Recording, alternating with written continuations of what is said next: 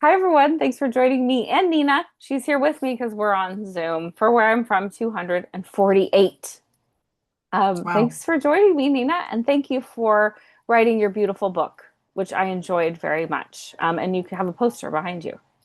I do. That's the Yes. poster of the book cover. Yeah. Yeah. Um, I was saying to Nina before we started recording that I love the book in general, but it's a lot about form, which I is a thing that I love. So, Mm. what is the form of your book? Well, it's I guess it's an organizing principle that I didn't Yes. really premeditate that Yeah. much. It sort of happened organically. So each chapter is named for a body part, and I use body parts as a portal toward memory and stories. Mhm. Yeah, and so you have all the body parts and their individual little essays and freestanding, so you can open up and read about hips Yes. or Yes. read about knees or read Hmm. about breasts or eyes, and it's not like one continuous narrative arc Hmm. with one story. And that's kind of how my brain works too. Same. Um, Same. with late in life ADHD Yeah, diagnosis I think and also trauma for me, it's how a traumatized brain works. mm, Like it's just the way memory can work and how, having some yeah. PTSD, like for a long time, I thought my memoir takes a line of my Where I'm From poem. Each essay is a line. And I knew that I wanted it to be a bunch of essays because I never could see my life in a linear way, Right, with right. a beginning, middle, and end, other than like the chronology of it, but that's not the Hmm. way the events actually unfold in our bodies. Right. So, And it's not necessarily the most interesting way to not for tell me. the story either.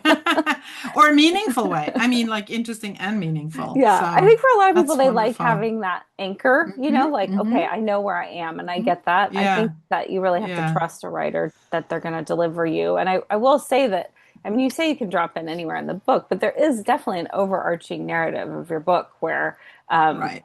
we do learn the how your life unfolded. Um, Right. And the events, of course, even though they were written not in that order, the yeah, chapters, the body part chapters, that was a whole puzzle piece to figure out yeah, what to put, which body part to put where in order not to reveal something that would come later. So, yeah, yeah. in organizing the chapters, it wasn't like, oh, let's go from head to toe or bottom up or inside out, Hmm. Hmm. It was, Hmm. so yeah. Yeah. So Yeah. congratulations, because Thank writing you. a book and publishing a book is a very big accomplishment. It's a big deal. I'm But kind of exhausted actually from all the whole year I of get it. like, and I Yeah. miss writing like Yeah.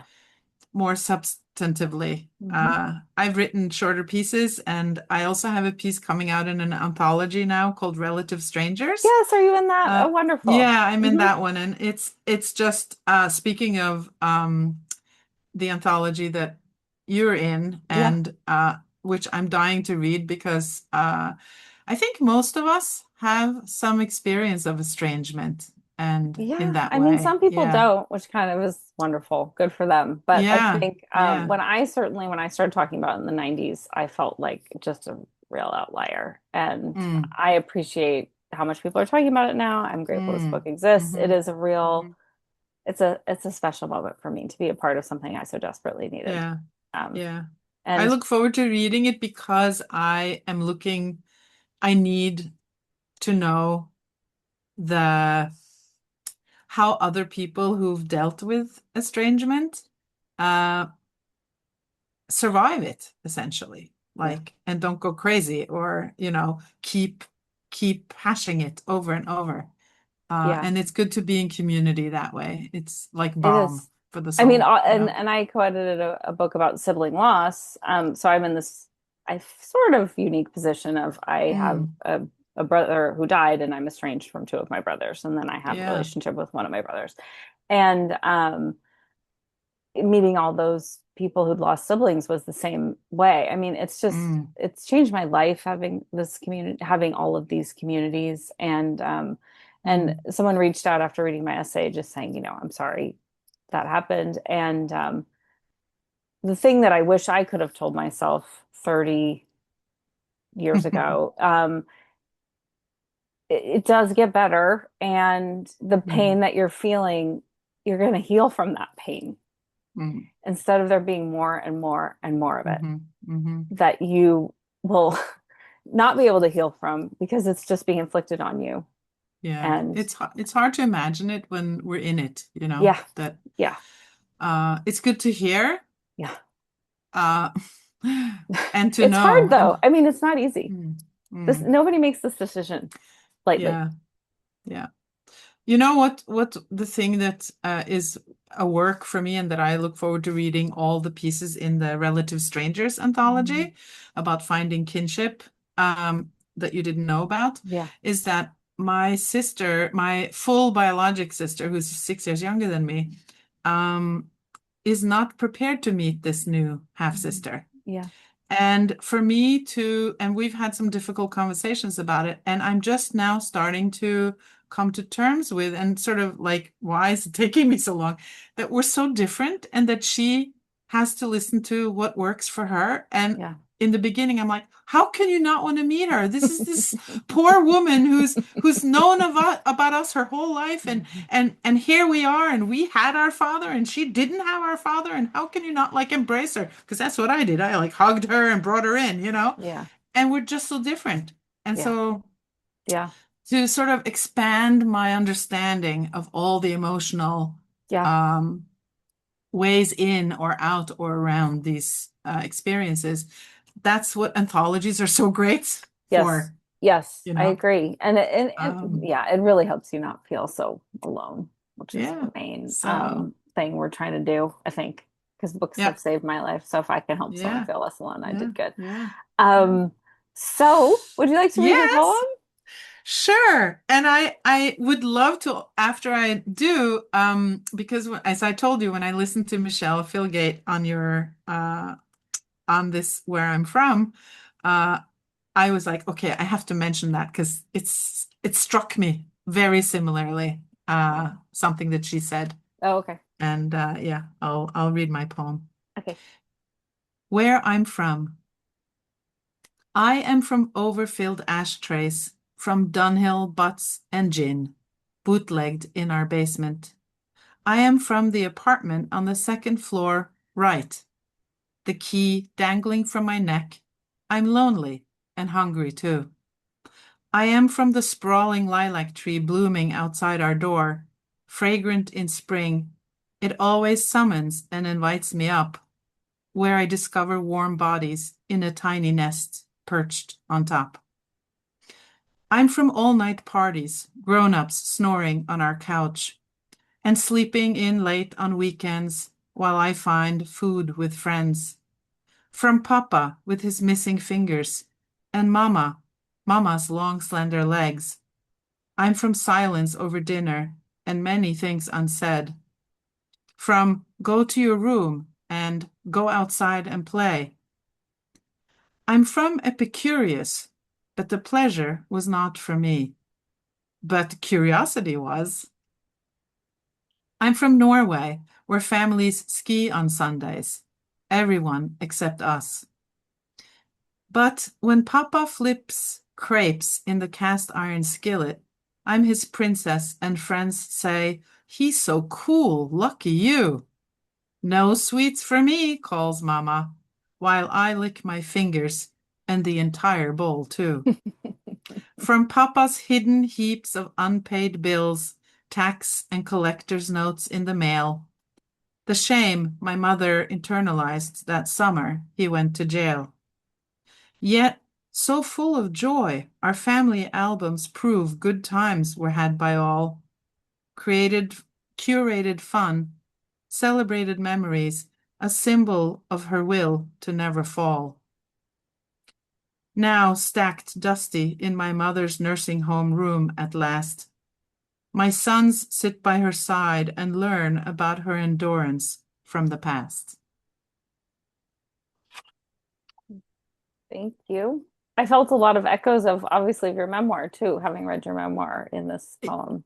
Right. And that's what I wanted to sort of circle around to, which I'm sure is relevant for so many of your guests, Hmm. which is I was struck by, like Michelle Philgett also mentioned, how we as writers keep coming back to the same themes and the same stories that we tell ourselves. Yeah. Even, I mean, and not just the difficult stories, but like the Hmm. tender stuff, Hmm. which this is for me. But and it's almost like, I was writing and I said to myself, I should just take a different angle and like not talk like why is that the stuff that comes up? Because Hmm. I don't remember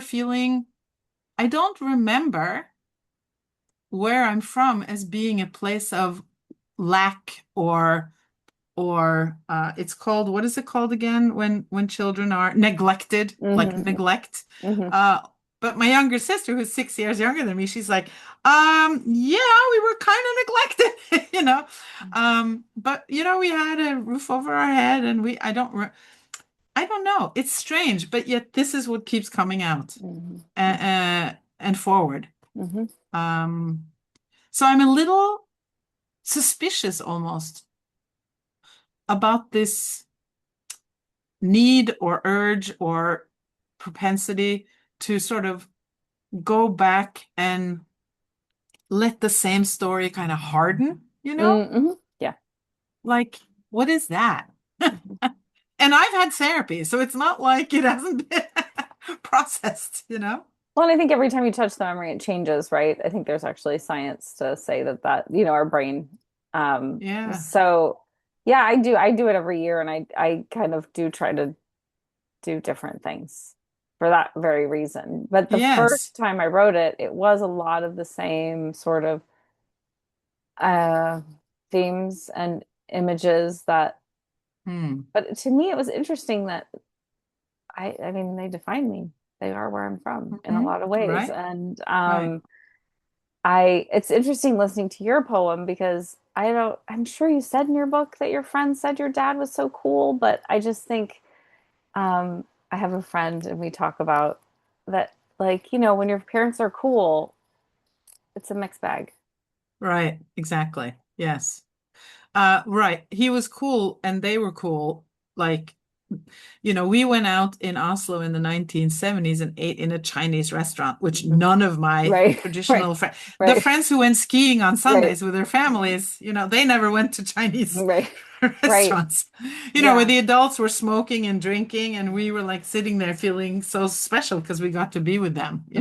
Yes. Um, Which my childhood had a lot of that. I was up, grown-ups were smoking and drinking and hanging out and talking and and it was cool, but I was also like little. yeah. And I didn't feel little. It wasn't really until I had children that I realized Mm, that I was a child. Like mm, what a child was like when they are 3 and mm-hmm, 4 and 5 mm-hmm. and 10. And Yeah. Yeah. um, yeah, I think that happened a lot, like with our generation or, people Mm-hmm. in this sort of window of time because Gen Xers. yeah, it was like there wasn't as much tradition and we hadn't really learned what the other thing was. And so Right. um, there was some trial and error, Yeah. for Yeah. sure. And also, but many people have written about this and recognize that we've become very resourceful because of Yes. this.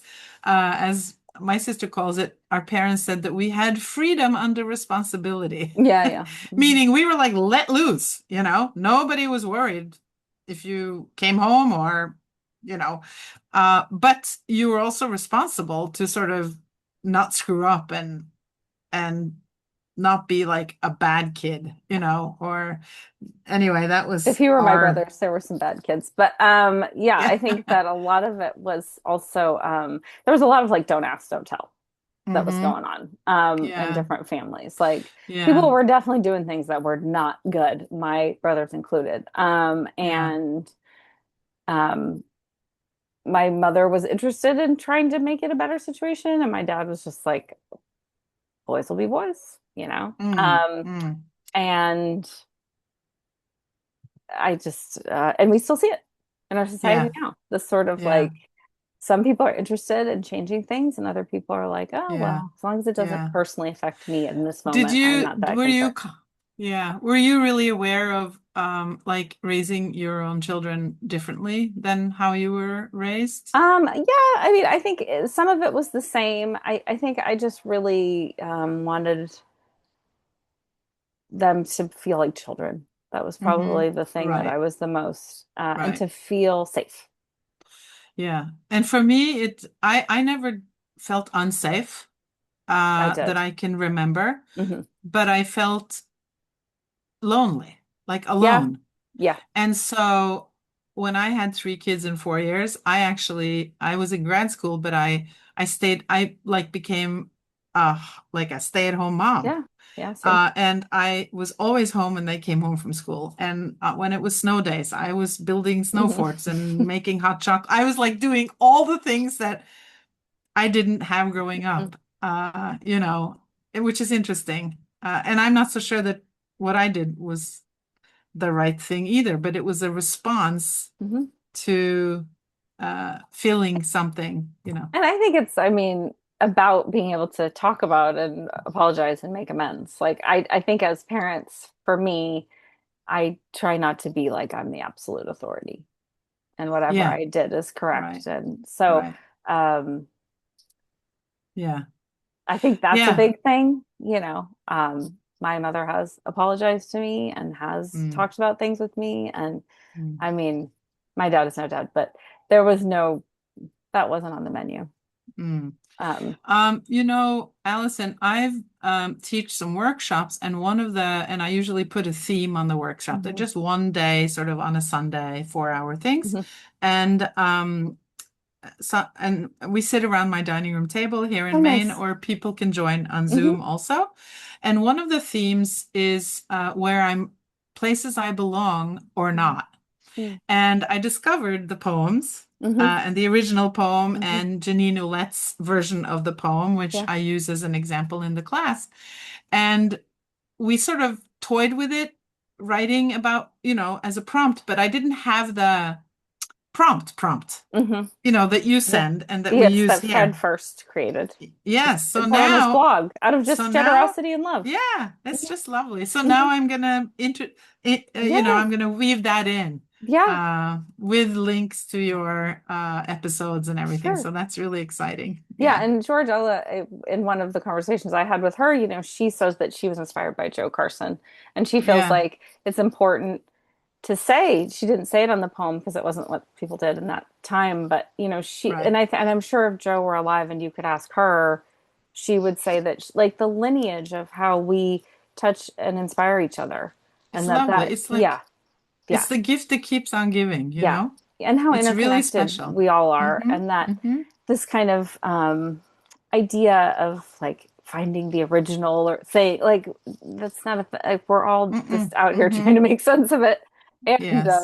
so yeah, and when I asked Fred because he joined me for a poem probably about a year ago now, but he was just like, oh yeah, I just like put it on my blog and people just started Cool. doing it. I mean, I don't know, Yeah. it's really sweet.